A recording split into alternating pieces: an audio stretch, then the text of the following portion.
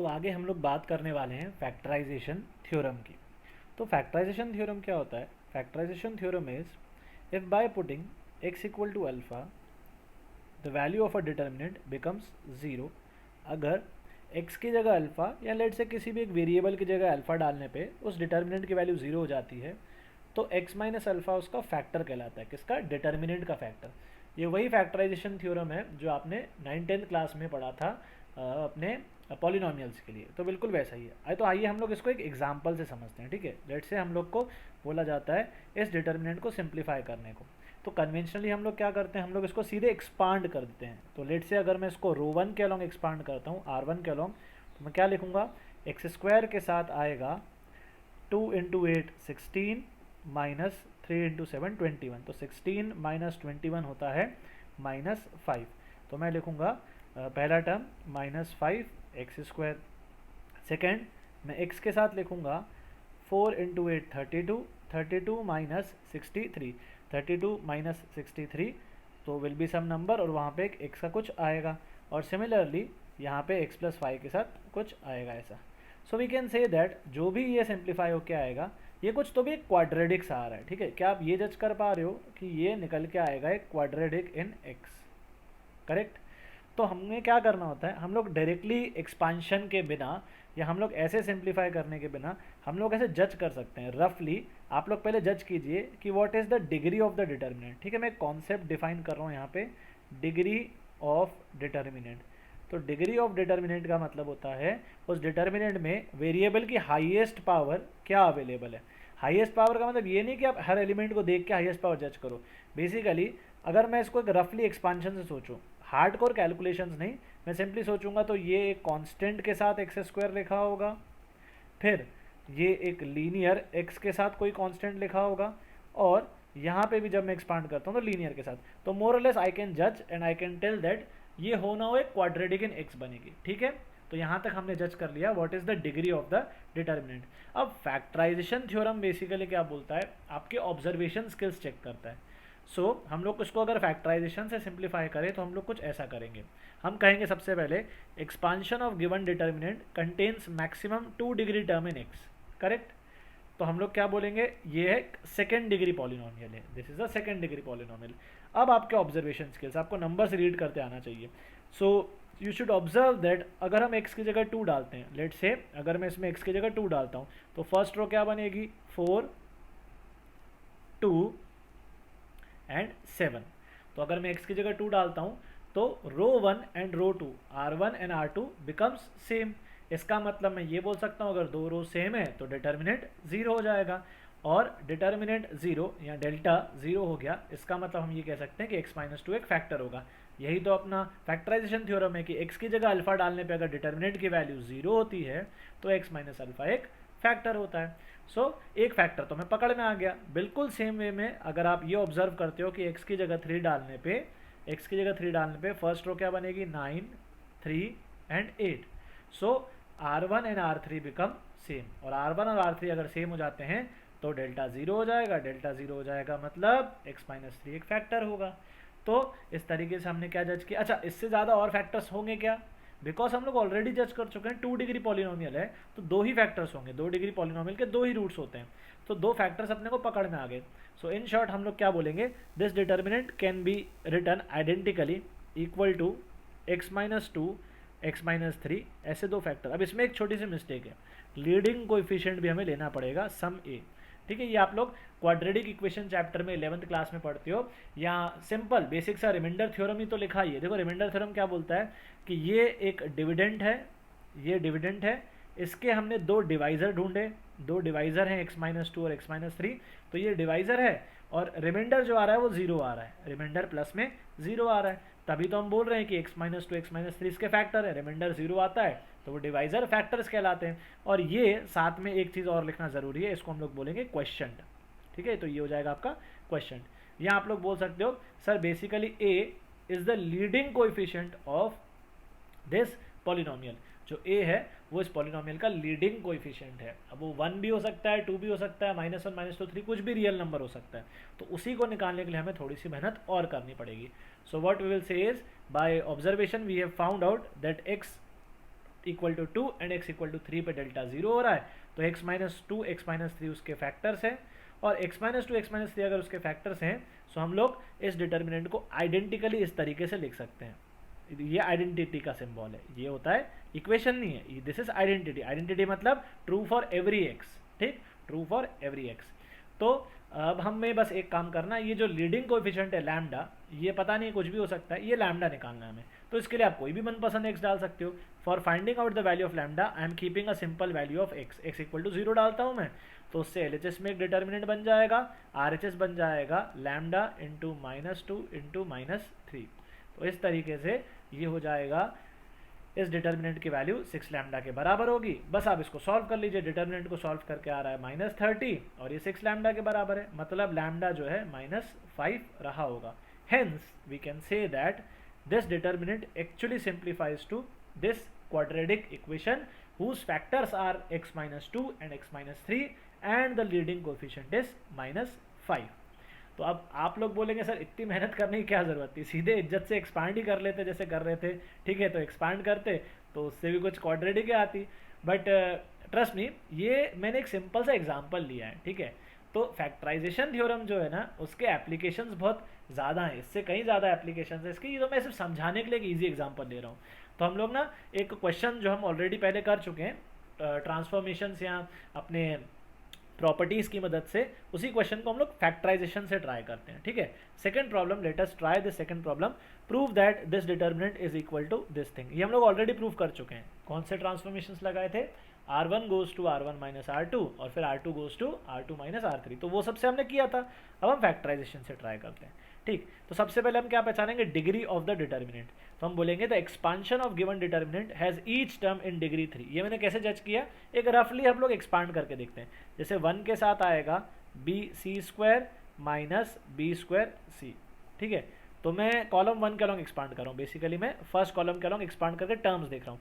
तो एक टर्म आ रही है bc² माइनस b²c। ध्यान देना, दोनों में 3 वेरिएबल्स हैं, b इंटू सी इंटू सी, ये b इंटू सी इंटू सी, ये लिखा है b इंटू बी इंटू सी। तो 3 डिग्री है, 3 वेरिएबल मतलब 2 वेरिएबल से एक 2 बार रिपीट हो गया है, तो 3 डिग्री की टर्म है। फिर जब इस 1 के साथ लिखूंगा तो आएगा ac² माइनस a²c, और जब इस 1 के साथ लिखूंगा तो आएगा ab² minus a²b। So we can see that जो भी टर्म्स आ रही है ना, वो 3 डिग्री में आ रही है, मतलब हर टर्म में 3 बार अपने वेरिएबल्स आ रहे हैं, a b या फिर a b b, इस तरीके से। तो 3 डिग्री का हर टर्म है, इसका मतलब इसका डिग्री 3 है, तो इसके 3 फैक्टर्स हमें पकड़ने हैं कहीं से तो भी। तो इसके 3 फैक्टर्स हम कैसे पकड़ेंगे, सो अगेन आपको ऑब्जर्वेशन लगाना है, ठीक। So first we will keep a equal to b। देखो a इक्वल टू b का मतलब है जहाँ जहाँ a लिखा है वहाँ वहाँ b लिख लीजिए। तो क्या बनेगा ये 1b b² 1b b² और 1c² I have put a equal to b। तो अगर मैं a की जगह b डालता हूँ तो डिटर्मिनेंट कुछ ऐसा बन जाता है which is equal to 0, correct. तो a की जगह b डालने पे क्या हो रहा है, फर्स्ट रो और सेकेंड रो सेम हो जा रही है, इसका मतलब delta 0। So we can say that a minus B is a factor. देखो यहाँ पे a b c तीनों वेरिएबल्स हैं, ठीक है। हमने क्या पढ़ा था, x की जगह अल्फा डालेंगे डेल्टा 0 होता है, तो x माइनस अल्फा फैक्टर कहलाता है। इसी तरीके से a की जगह b डालेंगे, डेल्टा 0 हुआ तो a माइनस बी एक फैक्टर होना चाहिए। तो यही लॉजिक को कंटिन्यू करते हुए अगर आप b की जगह c डालते हो, इसमें b की जगह c डालते हो, तो सेकेंड रो और थर्ड रो सेम हो जाएंगे। So R2 and R3 become same, delta 0 b minus c factor. Same explanation चलता जाएगा, c की जगह a डालेंगे तो third row first row same हो जाएगी, delta 0 c minus a factor. तो अपने को जो 3 डिग्री बोला गया था, हमें क्या बोला था भाई, 3 फैक्टर्स होंगे, 3 डिग्री का है, तो तीनों फैक्टर्स हमने पकड़ लिए। वो तीनों फैक्टर्स क्या हैं, a minus B, b minus C और c माइनस ए। बस अब ये लीडिंग कोएफिशिएंट जो है, ये लैम्डा कुछ भी हो सकता है, this leading coefficient can be anything. तो ये जो लैम्डा आया है इसको हमें निकालना है, और ये एक आइडेंटिटी है, ध्यान दीजिएगा, ये आइडेंटिटी का सिंबल है, this is a symbol of an identity. तो इस आइडेंटिटी की मदद से हम लोग बोलेंगे ए बी सी आप कुछ भी मनपसंद डाल के लैम्डा निकाल लो। तो हम लोग क्या करेंगे, हम लोग ईजी वैल्यूज ले लेंगे। आप पहले ले लो a की वैल्यू 0, अब a 0 ले चुके हैं तो b 0 नहीं ले पाएंगे, वरना 0 इक्वल टू 0 बन जाएगा, लैम्डा हाथ में नहीं आएगा। तो a को 0, b को 1, c को 2। कोई चाहे तो a को 0, b को 1 और सी को -1 भी ले सकता है, कोई फर्क नहीं पड़ेगा। Just what you have to do is, यहाँ पे आपको एलएचएस में एक डिटर्मिनेंट सॉल्व करना है और यहाँ पे आपको आरएचएस में समथिंग टाइम्स ऑफ लैम्डा बनना चाहिए। तो 0 टाइम्स लैम्डा नहीं बनना चाहिए, वरना तो हम लैम्डा निकाल ही नहीं पाएंगे। तो यहाँ पे हमने कुछ ऐसे वैल्यूज डाल के लैम्डा को फिगर आउट कर लिया। Hence we can say that this determinant is equal to a minus b into b minus c into c minus a. Lambda की वैल्यू 1 आ रही है, ठीक। So this is the use of factorisation theorem in proving the such type of problems. हम लोग एक और question लेते हैं इसी पे। अब यहाँ से, ठीक है, यहाँ से जो अपना मेन मकसद अब चालू हो रहा है कि असली यूज़ क्या है। देखो अब ये जो क्वेश्चन है ना, थर्ड क्वेश्चन आप लोग बिना फैक्टराइजेशन थ्योरम के कर ही नहीं पाओगे, या ऐसा कह सकता हूँ शायद कर लोगे पर बहुत बहुत बहुत लंबा जाएगा, बहुत कैलकुलेशंस और बहुत मैनिपुलेशंस लगेंगे, बिकॉज यहाँ पे हम लोग 6 वेरिएबल से डील कर रहे हैं, x Y z a B c. तो 6 वेरिएबल संभालना, हैंडल करना मुश्किल हो जाएगा, इसलिए इस क्वेश्चन को हम लोग फैक्टराइजेशन थ्योरम से अप्रोच करते हैं। तो आइए सबसे पहले हम लोग रफली डिग्री जज कर लें डिटर्मिनेंट के, ठीक है। अगर मैं एक्सपांशन करता तो क्या लिखता मैं, लेट से मैं रो 1 के अलॉन्ग एक्सपांड कर रहा हूँ, तो रो 1 के अलॉन्ग एक्सपांड करता तो मैं लिखता x माइनस ए का स्क्वायर के साथ y माइनस बी का square into z minus c का स्क्वायर, ऐसा कुछ, माइनस ये ऐसा कुछ y माइनस सी का square into z minus b का स्क्वायर। यहाँ पे a b c x y z सब वेरिएबल हैं, प्लस कुछ और बनता, प्लस कुछ और बनता, अच्छा ये माइनस होता प्लस नहीं, ठीक है। तो जो भी है हम लोग डिग्री जज कर रहे हैं, तो ये एक सेकेंड डिग्री का पॉलिनोमियल y और b में, ये एक सेकेंड डिग्री का पॉलिनोमियल, दोनों मल्टीप्लाई होंगे तो ये बन जाएगा 4 डिग्री का पॉलिनोमियल। सिमिलरली ये 2 डिग्री का, ये 2 डिग्री का, ये दोनों मल्टीप्लाई होकर 4 डिग्री का। अब दो 4 डिग्री के टर्म सब्ट्रैक्ट होंगे तो 4 डिग्री के ही रहेंगे, और उस 4 डिग्री की मल्टीप्लिकेशन जब 2 डिग्री के साथ होगी तो ओवरऑल जो बनेगा वो 6 डिग्री का पॉलिनोमियल बनेगा। अब ये 6 डिग्री का पॉलिनोमियल है और 6 वेरिएबल्स हैं अपने पास, A B C X Y Z. आया समझ में? मैं रिपीट कर रहा हूँ, जब कोई भी टर्म, जब लेट से ये टर्म इससे मल्टीप्लाई होगी, इससे मल्टीप्लाई होगी तो ओवरऑल 6 डिग्री बनेगा, और ऐसे मल्टीप्लाई होगी तब भी 6 डिग्री बनेगा, और ये 6 डिग्री की टर्म्स आपस में ऐड ही हो रही है। तो अब कोई भी 3 उठा लो, लेट से अब ये उठा लेते हो, ये उठा लेते हो और ये उठा लेते हो, तब भी टकरा के 6 डिग्री ही बनते हैं। सो इन शॉर्ट हम लोग इस क्वेश्चन को स्टार्ट करने के लिए ये कह सकते हैं, we can say that this expansion of given determinant contains degree of contains terms in 6 degree. तो इसके 6 फैक्टर्स हमें पकड़ने हैं, हमें इसके 6 लीनियर फैक्टर्स पकड़ने हैं, और प्रूफ दैट से आपको हिंट भी मिल जाती है कि हाँ सर वो 6 फैक्टर्स तो यही प्रूव करने हैं अपने को, ठीक है। बिकॉज ये प्रूफ दैट का सवाल है तो शायद अब फैक्टराइजेशन से आसानी से नजर आए, पर सोचो अगर ये सब्जेक्टिव या ऑब्जेक्टिव में आ गया तो अपने को कितना डिफिकल्ट पड़ सकता है। So let us start. In given determinant हम लोग सबसे पहले क्या करेंगे, x की जगह रखेंगे y। अगर हम x की जगह y रखते हैं तो क्या होगा, x की जगह y रखने में सोचो क्या होगा, x की जगह y रखने पे r1 और r2 सेम हो जाएगा। क्यों? x की जगह y रखूंगा, so these two will match, these two will match and these two will match. So x की जगह y रखने पे r1 r2 same, row 1 row 2 same, delta zero x minus Y factor है। Same argument for y equal to Z, y equal to Z पे second third row same हो जाएगी। Same argument for z equal to X, z equal to X पे third और first row same हो जाएगी। तो delta zero पे हमें 3 फैक्टर मिल गए, x minus y, y minus z, z minus x. समझ में आ रहा है? एक ही चीज़ अपन बार बार कर रहे हैं, बस वो फैक्टर पकड़ना है अपने को, ठीक। इसी को और एक्सटेंड करते हैं, फिर हम आगे लिखेंगे a इक्वल टू बी। अब कॉलम्स की बारी आ गई, a इक्वल टू बी पे क्या होगा सोचो, अगर a इक्वल टू बी है तो फर्स्ट कॉलम और सेकंड कॉलम सेम हो जाएगी। क्यों? a इक्वल टू बी पे ये दोनों सेम हो जाएंगे, ये दोनों सेम हो जाएंगे और ये दोनों सेम हो जाएंगे। तो a इक्वल टू बी पे column 1 and column 2 will become same, delta zero a minus B is a factor. Same argument b equal to C पे, same argument c equal to a पे। तो अपने को 6 linear factors मिल गए। So we can say that 6 linear factors मिल गए तो हम लोग डेल्टा को आइडेंटिकली लैम्डा टाइम्स ये 6 फैक्टर्स पे लिख सकते हैं। लैम्डा निकालने के लिए आप कोई भी सेट ऑफ वैल्यूज ले सकते हो जिससे 0 इक्वल टू 0 ना बने। तो मैं कन्वेंशनली 0 1 और 2 ले लेता हूँ, और इसको भी 0 1 और 2 ले लेता हूँ। कोई चाहे तो 0 1 और -1 ले सकता है, ठीक है। ये कुछ भी रैंडम वैल्यूज है, ठीक। यहाँ पे आप कुछ भी मनपसंद नंबर्स ले सकते हैं, कोई भी रैंडम नंबर्स है, ज़रूरी नहीं है कि यही लेना है। मैंने इजी से लिए हैं 0 1 2, आप 0 1 -1 भी ले सकते हो, 3 4 5 भी ले सकते हो। नंबर जितने छोटे उतना आसान कैलकुलेशन, ठीक है। So you can take any set of numbers. So ऐसा करने से अपने को जो मिलेगा इक्वेशन, वो आप कैलकुलेशंस फिगर आउट कीजिए, अपने को लैम्डा 2 मिल जाएगा, और यही अपने को प्रूव करना था।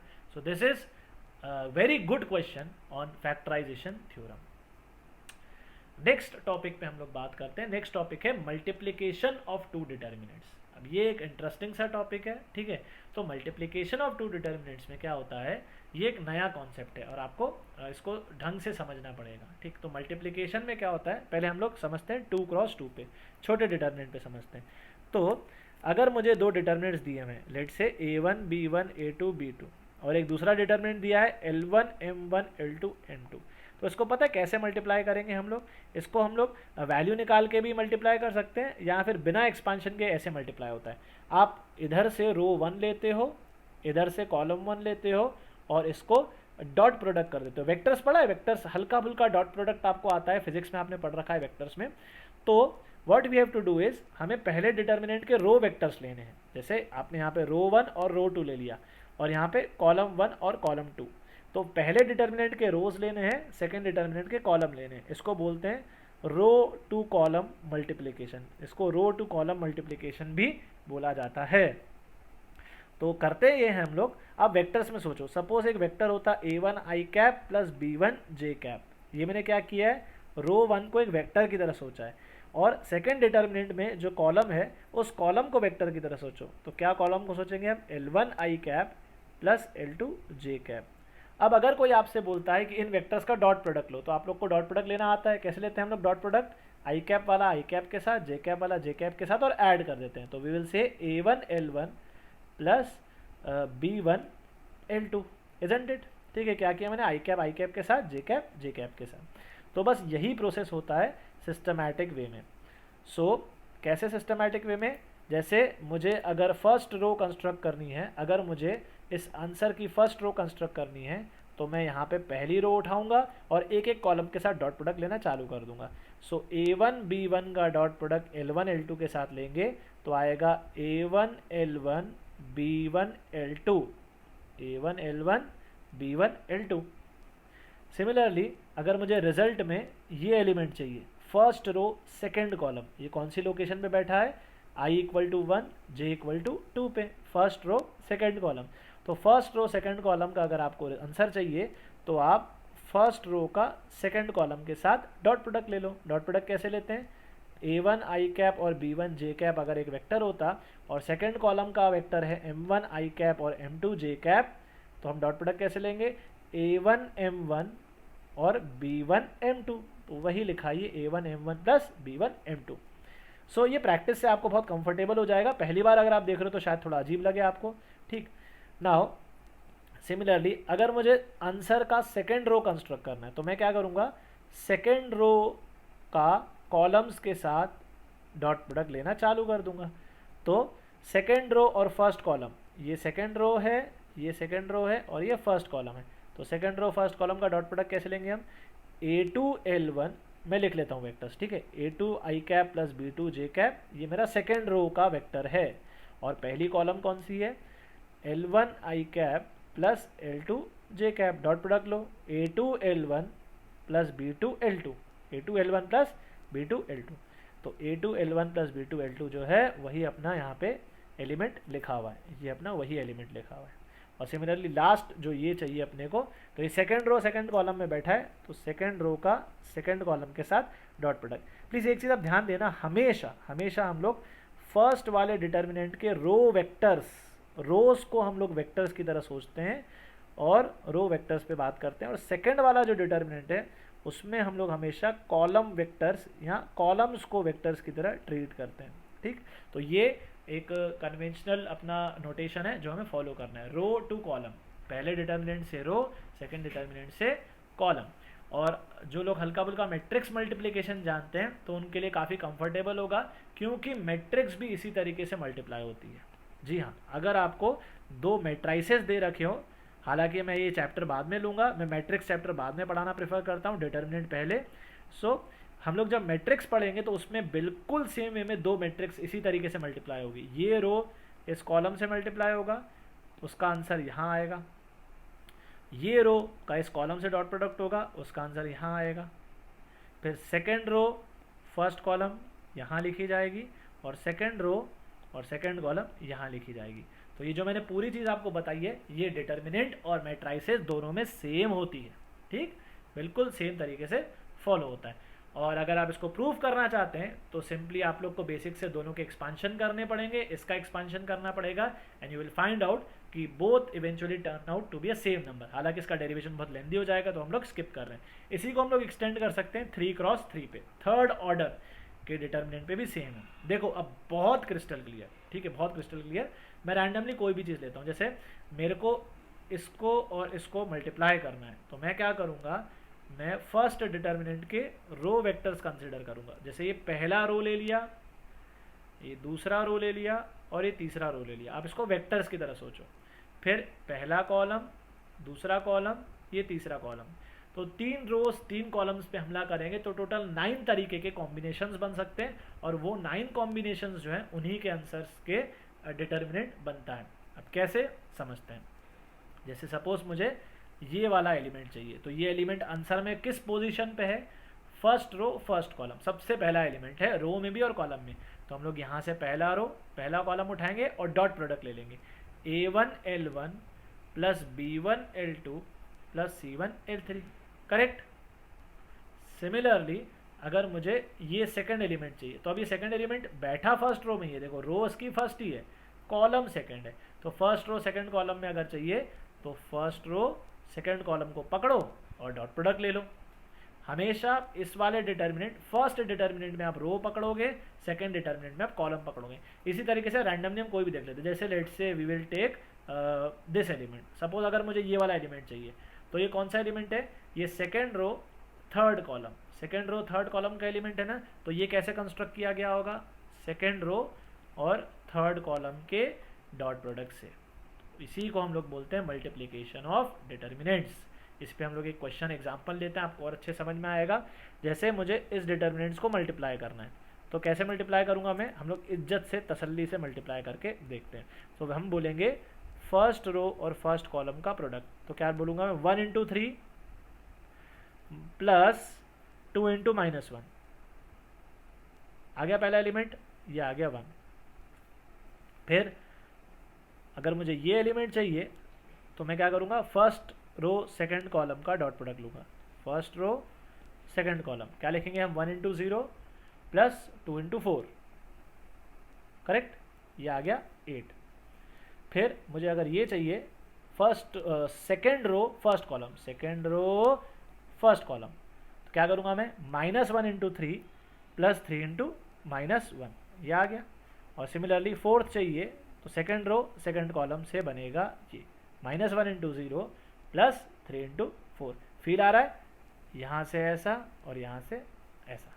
तो इसी को सॉल्व करके आएगा 12, और फाइनली हम लोग बोल सकते हैं कि it is equal to this thing. और यही अपने को प्रूफ करना था। प्रूफ क्या मतलब, एक एग्जांपल के तौर पे मैं बता रहा हूँ कि कैसे प्रैक्टिस कर सकते हो आप। एक और 3x3 भी आप ले लो, चलो ये आप खुद से प्रैक्टिस करो, ठीक है, टाइम लो और देखो यही नंबर्स आ रहे हैं कि नहीं।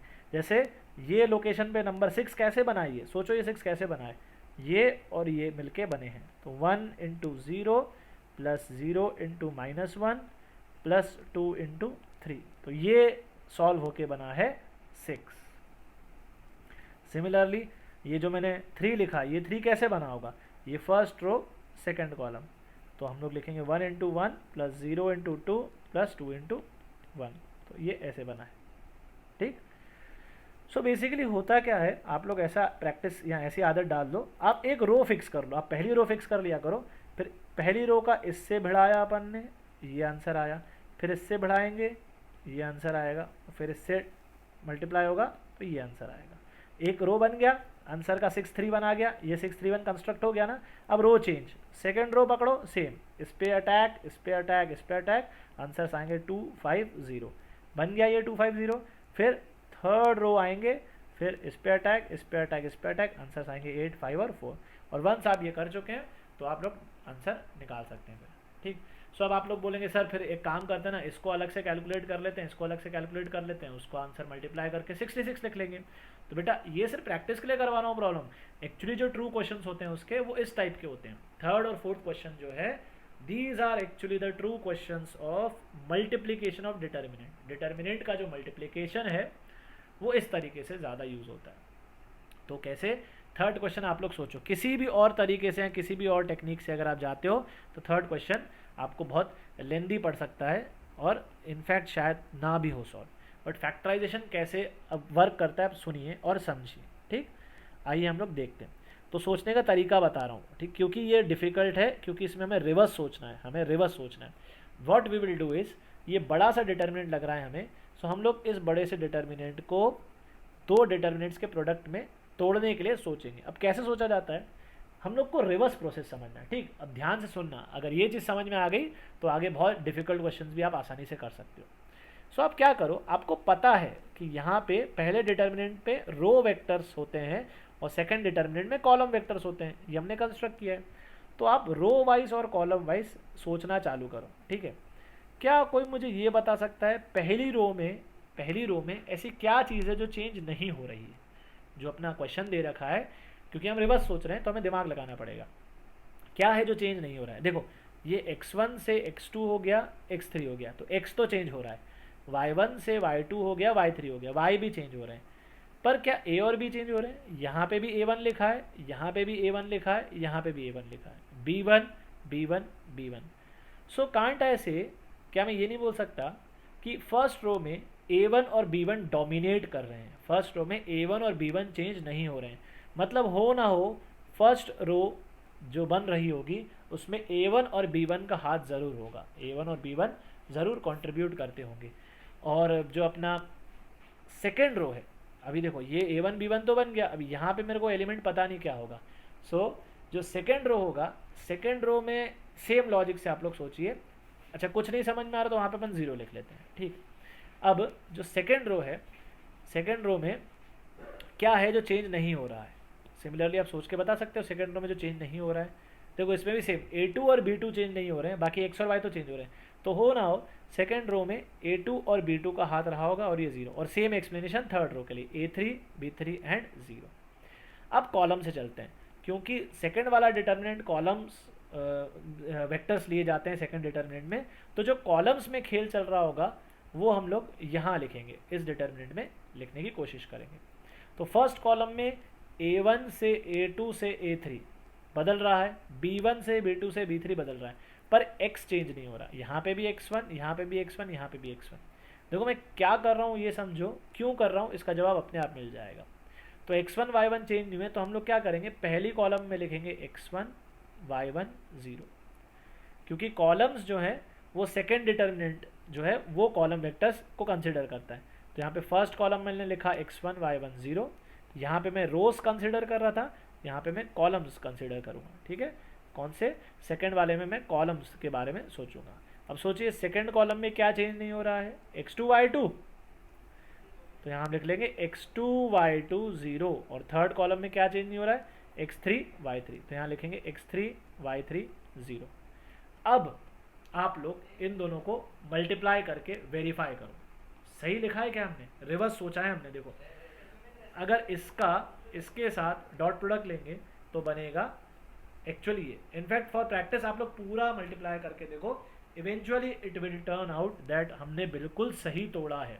तो this is what is called reverse thinking. Given determinant can be splitted into product of two determinants, और ये जो दो डिटर्मिनेंट्स हैं ये अपने इस तरीके से होंगे, ठीक। यहाँ पे इसने a3 b3 c3 ले रखा है, तो सॉरी यहाँ पे c1 c2 c3 ले रखा है, तो ज़रूरत नहीं है, हम लोग को जहाँ कुछ गायब लगे वहाँ पे आप लोग डायरेक्टली 0 ले सकते हो, तो आप लोग यहाँ पे 0 भी लिख सकते हो, it does not matter. So finally होगा क्या, डिटर्मिनेंट्स की जो वैल्यू होंगे, ये डिटर्मिनेंट का एक रो पूरा की पूरा है 0 0 0, तो eventually 0 into anything will be 0।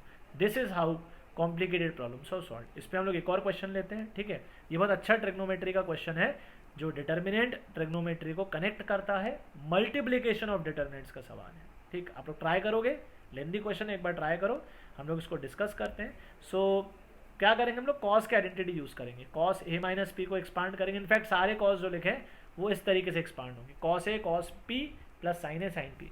Result याद है, आइडेंटिटीज याद है, cos A minus cos alpha minus beta क्या होता है, cos alpha cos beta plus sin alpha sin beta. ये टूट गया। चलिए सर यहाँ तक तो लिख लिया हमने, किसको, ये क्वेश्चन वाला जो डिटर्मिनेंट है उसको हमने यहाँ तक तो लिख लिया। अब फर्दर कैसे तोड़ें, तो बेटा वही कनेक्शन जो मैंने आपको इस सवाल में बताया था, बिल्कुल यही लाइन ऑफ अप्रोच या यही लाइन ऑफ थॉट होना चाहिए इसको सॉल्व करने के लिए। तो सोचो फर्स्ट रो में क्या चेंज नहीं हो रहा है, फर्स्ट रो में क्या चेंज नहीं हो रहा है, इस टर्म में इस टर्म में और इस टर्म में क्या सेम सा नजर आ रहा है मुझे, तो कॉस ए और साइन ए बिल्कुल वही लग रहे हैं। तो मैं क्या करूँगा, मैं स्ट्रक्चर बना लेता हूँ। सर मैं इसको दो डिटर्मिनेंट में तोड़ना चाहता हूँ, तो यहाँ मैं लिखूँगा कॉस ए, यहाँ मैं लिखूँगा साइन ए, और तीसरा कुछ नहीं तो ज़ीरो। सेकेंड रो में क्या सेम लग रहा है, कॉस बी और साइन बी, ये चेंज नहीं हो रहा है। और थर्ड रो में कॉस सी और साइन सी। अब कॉलम्स के हिसाब से चलते हैं, ठीक। अब कॉलम में सोचो, इस कॉलम में क्या है जो चेंज नहीं हो रहा है, कॉस पी और साइन पी। तो यहाँ की पहली कॉलम हो जाएगी कॉस पी साइन पी, बाकी कुछ नहीं तो ज़ीरो। इसमें क्या चेंज नहीं हो रहा है, cos Q sin Q zero, और similarly cos R sin R zero. अब रिवर्स सोचो, मल्टीप्लाई करके क्या सही आया है वाकई में। तो अगर आप रिवर्स देखते हो तो देखो ये रो और ये कॉलम मिलके वाकई में ये बनाएंगे, फर्स्ट रो सेकंड कॉलम का डॉट प्रोडक्ट वाकई में ये टर्म होगा। तो this is called reverse thinking, pure reverse thinking, which is difficult at first, but अब आप लोगों को अगर ट्रिक समझ में आ गई है तो ट्रिक क्या है, ट्रिक ये है कि अगर मुझे पहला डिटर्मिनेंट कंस्ट्रक्ट करना है तो मैं सोचूंगा रोज में कौन सी चीज़ चेंज नहीं हो रही है, रोज को कौन डोमिनेट करके बैठा है। और अगर मुझे सेकेंड वाला डिटर्मिनेंट कंस्ट्रक्ट करना है, अगर मुझे सेकेंड वाला डिटर्मिनेंट कंस्ट्रक्ट करना है तो मैं सोचूंगा कि कॉलम में क्या चेंज नहीं हो रहा है, कॉलम को कौन डोमिनेट करके बैठा है, उस तरीके से हम लोग चर्चा कर सकते हैं। So this is what we have done, हमने डिटर्मिनेंट को तोड़ दिया है, ठीक है। तो ये थे आपके questions on factorisation theorem and multiplication of determinant. तो इसी लाइन ऑफ अप्रोच के साथ आप प्रैक्टिस कीजिए। आप लोग को ये कॉन्सेप्ट्स अगर अच्छे से ग्रैब करने हैं और इसके क्वेश्चंस अगर इफिशिएंटली सॉल्व करने हैं, you will need a lot of practice, ठीक। So will continue with our next topics. और हमने अब तक क्या पढ़ लिया है, हमने डिटर्मिनेंट्स की डेफिनेशन समझी है, प्रॉपर्टीज डिस्कस कर ली है, और फिर आज हमने फैक्टराइजेशन और मल्टीप्लिकेशन ऑफ डिटर्मिनेंट पे चर्चा कर ली है। Okay, so will continue, till then keep practicing. Okay, so moving ahead हम लोग बात करते हैं डिफरेंशिएशन ऑफ अ डिटर्मिनेंट पे। हम लोग पढ़ेंगे आज कि एक डिटर्मिनेंट का डिफरेंशिएशन कैसे किया जाता है। ठीक, ये टॉपिक हम लोग रिविजिट करेंगे जब हम लोग मेथड ऑफ डिफरेंशिएशन भी पढ़ेंगे, या अगर आपने पहले मेथड ऑफ डिफरेंशिएशन चैप्टर पढ़ा है तो उसमें इसका जिक्र हो गया होगा। खैर, we are studying from the scratch कि how determinant is differentiated with respect to a function. तो इसमें बेसिकली होता क्या है, उसका एक्सपांशन जो है, जो अपने डिटर्मिनेंट है उसका एक्सपांशन इस तरीके से वर्क करता है कि ये रूल बहुत इजीली फॉलो होता है। इफ डेल्टा एक्स, लेट से अपना जो डिटर्मिनेंट है वो एक फंक्शन ऑफ एक्स है, कि ये जो डिटर्मिनेंट की वैल्यू है ये एक्स पे डिपेंड करती है, तो इसके जो एलिमेंट्स है ना, वो एलिमेंट्स कांस्टेंट ना होते हुए अगर लेट से वो फंक्शंस ऑफ एक्स हैं, वो एक्स पे डिपेंड करते हैं, ठीक। तो हो ना हो ये डेल्टा एक्स जो है, ये जो डेल्टा एक्स है एक्सपांड होकर एक फंक्शन ऑफ एक्स बनेगा। तो ये जो भी फंक्शन बनेगा उसका कुछ डिफरेंशिएशन भी होगा। सो वो डिफरेंशिएशन बिना एक्सपांशन के अगर हम लिखना चाहें तो वो कैसे लिखा जाता है, उसका रूल ये होता है one row at a time. One row at a time का मतलब ये है कि हम लोग क्या करेंगे, एक बार हम फर्स्ट रो को डिफरेंशिएट करेंगे, मतलब f1 f2 f3 को डिफरेंशिएट करेंगे, f1 dash x, f2 dash x और f3 डैश x। ये क्या सिंबल है, differentiation of the functions with respect to x, और बाकी के दो रोज को रहने देंगे। तो इसमें ये सेकेंड रो और थर्ड रो अनचेंज्ड है। फिर प्लस हम लोग क्या करेंगे, सेकेंड रो को डिफरेंशिएट करेंगे और फर्स्ट और थर्ड को एज इट इज छोड़ देंगे। एंड देन फाइनली हम लोग थर्ड रो को डिफरेंशिएट करेंगे और फर्स्ट और सेकंड को छोड़ देंगे, और ये जो भी आंसर्स आएंगे ये सब ऐड होंगे। It is just because of the product rule. तो आपने डिफरेंशिएशन में, बेसिक डिफरेंशिएशन में प्रोडक्ट रूल पढ़ा होगा।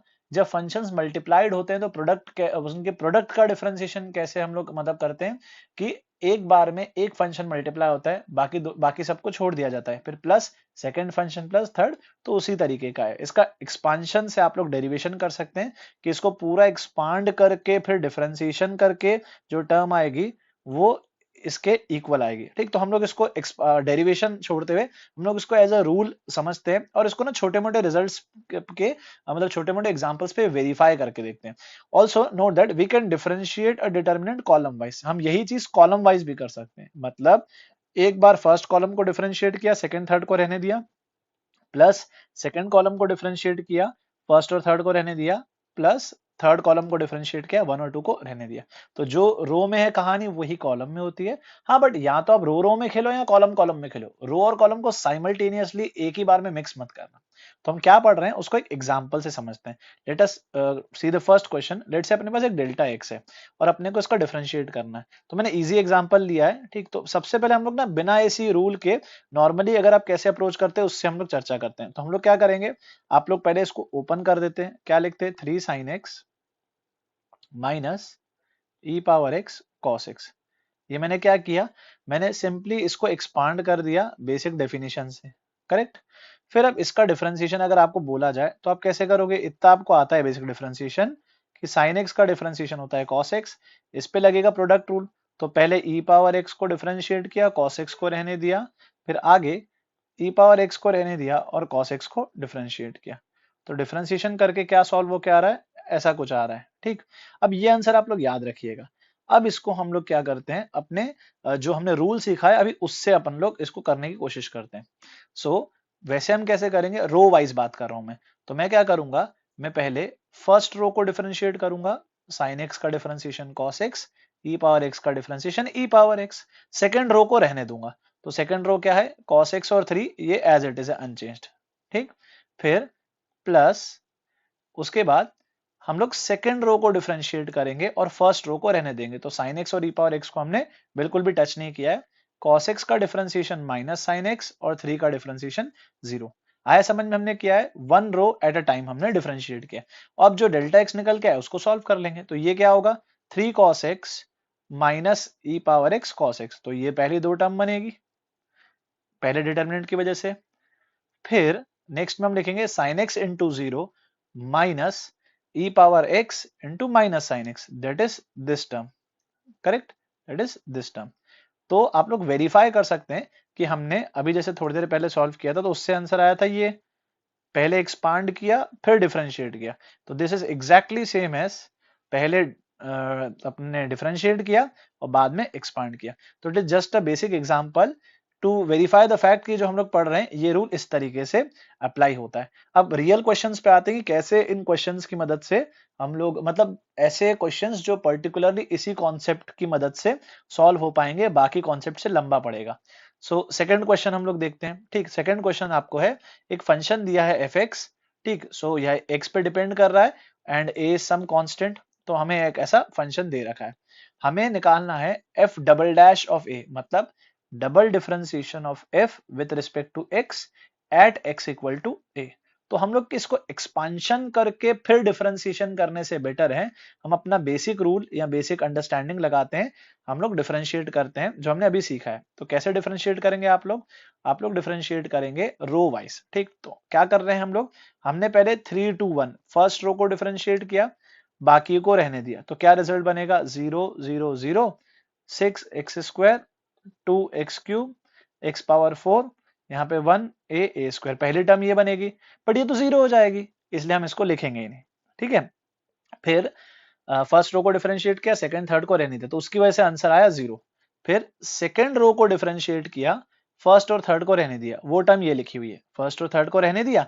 सेकंड का डिफरेंशिएशन क्या है, 6 एक्स स्क्वायर का डिफरेंशिएशन 12 एक्स, 2 एक्स क्यूब का डिफरेंशिएशन 6 एक्स स्क्वायर और एक्स पावर 4 का डिफरेंशिएशन 4 एक्स क्यूब। तो हमने क्या किया, सेकंड रो को डिफरेंशिएट किया, फर्स्ट और थर्ड को रहने दिया, तो उसकी वजह से ये वाला डिटर्मिनेंट बना, तो ये रह जाएगा। फिर थर्ड रो को जब हम डिफरेंशिएट करेंगे, प्लीज नोट दैट हम लोग डिफरेंशिएशन एक्स के रिस्पेक्ट में कर रहे हैं, ए तो एक कांस्टेंट है, ठीक, ए सम रियल नंबर और हम लोग डिफरेंशिएशन एक्स के रिस्पेक्ट में कर रहे हैं। तो थर्ड रो का डिफरेंशिएशन होगा 0, ठीक, क्योंकि तीनों कांस्टेंट ही है। बाकी ये 3 2 1 और ये 6 एक्स स्क्वायर 2x³ और जो भी लिखा था x⁴, तो इवेंचुअली इसका वैल्यू भी तो 0 ही होगा ना, क्योंकि थर्ड रो 0 0 0 है। सो द पॉइंट इज हमने क्या किया, हमने अपने डिफरेंशिएशन का रूल लगाया, एक बार में एक रो, क्योंकि फर्स्ट रो और थर्ड रो कांस्टेंट थी, तो जब वो लोग डिफरेंशिएट हो रहे थे तो उनका डिफरेंशिएशन आ रहा था 0 0 0। और आपको पता ही है किसी भी डिटर्मिनेंट में एक पूरी रो अगर 0 0 0 हो जाए तो उसका वैल्यू 0 होता है। तो ये अपने को मिल गया f डैश x। अब हम लोग इसको एक्सपांड नहीं करेंगे, हम लोग इसे फिर से डिफरेंशिएट करेंगे। Same logic same rule, first row को डिफरेंशिएट किया, सेकंड थर्ड को रहने दिया, तो उससे क्या आएगा, फिर से पहली रो 0 0 0 आ जाएगी, तो उसकी वजह से कोई कंट्रीब्यूशन नहीं होगा, उससे 0 ही आएगा। प्लस सेकेंड रो को डिफरेंशिएट करेंगे तो आएगा 12x 12x², ठीक। फिर हमने फर्स्ट और थर्ड को रहने दिया, प्लस थर्ड रो को डिफरेंशिएट किया और फर्स्ट और सेकंड को रहने दिया। अब पॉइंट वही है कि थर्ड रो का डिफरेंशिएशन फिर से 0 0 0 हो जाएगा।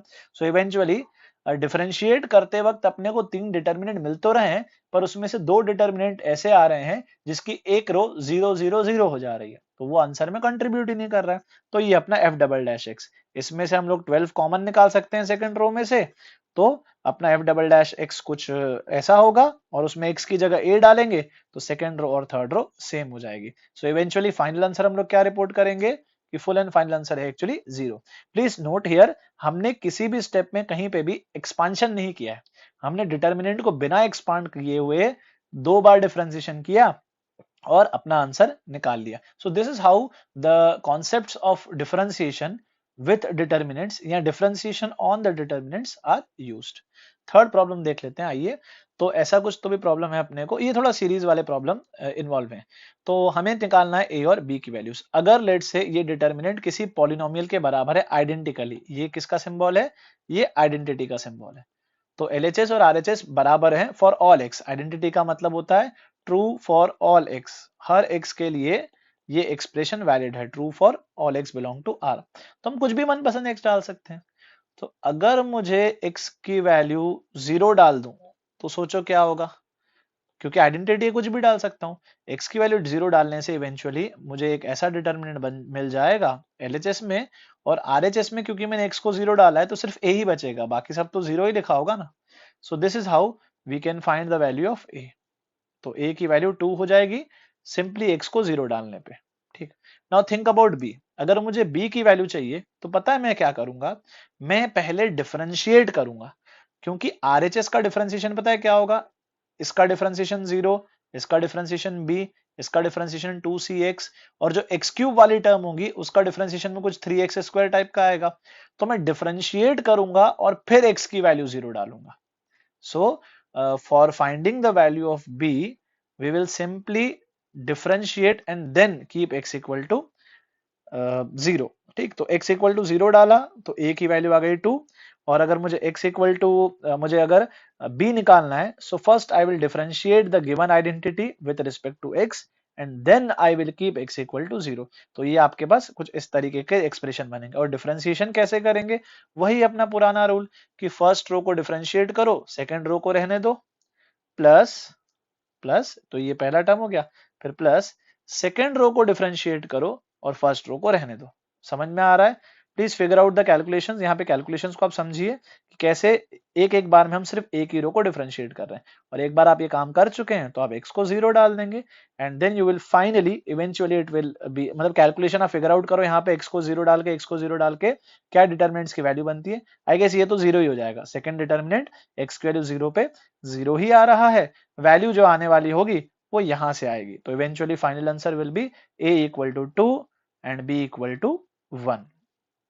आइए एक बहुत बढ़िया एक सब्जेक्टिव सा या कॉन्सेप्चुअल सा क्वेश्चन देखते हैं इसी अपने कॉन्सेप्ट पे। सो ये क्वेश्चन आई वुड सजेस्ट कि आप लोग खुद से ट्राई करो, थोड़ा आपका पॉलिनोमियल्स और रिमाइंडर थ्योरम, फैक्टराइजेशन थ्योरम वगैरह अच्छे से रिवाइज हो जाएगा। So the question is let alpha be a repeated root of quadratic equation. कोई क्वाड्रेटिक इक्वेशन रही होगी fx, तो fx कुछ इस टाइप से इक्वेशन रहती है, ax² plus B X plus C, हम ऐसे लिखते हैं ना। तो इसके दो रूट्स होते हैं, तो वो दो रूट्स अल्फा और अल्फा हैं, तो हम लोग इसको ऐसे लिख सकते हैं a into x minus alpha into x minus alpha. So I can write something like this, ठीक है। तो ये अपने को गिवन है,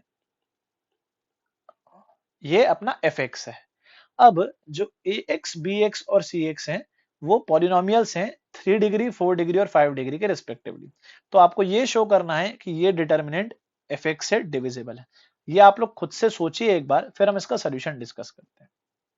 तो अगर आप इसको ट्राई कर चुके हो ना, तो फिर हम लोग देखते हैं। देखो किसी और तरीके से आप जाओगे, अज्यूम करोगे अगर ए बी सी को, तो बहुत लंबा कैलकुलेशन हो जाएगा। Think in terms of differentiation. कैसे, आइए बात करते हैं। तो हमने अब तक तो चर्चा कर ली कि भाई जो एफ एक्स होगा वो इस टाइप का होगा, ठीक। अब मैं बात कर रहा हूं इस डिटर्मिनेंट की, तो क्यों ना हम लोग इस डिटर्मिनेंट को कुछ नाम दे दें। सो लेट अस से कि इस डिटर्मिनेंट का नाम है जी एक्स, हम लोग इस डिटर्मिनेंट को जी ऑफ एक्स बोल देते हैं, फंक्शन ऑफ एक्स बोल देते हैं। So can you tell me what is g dash x, इसका डिफरेंशिएशन क्या होगा।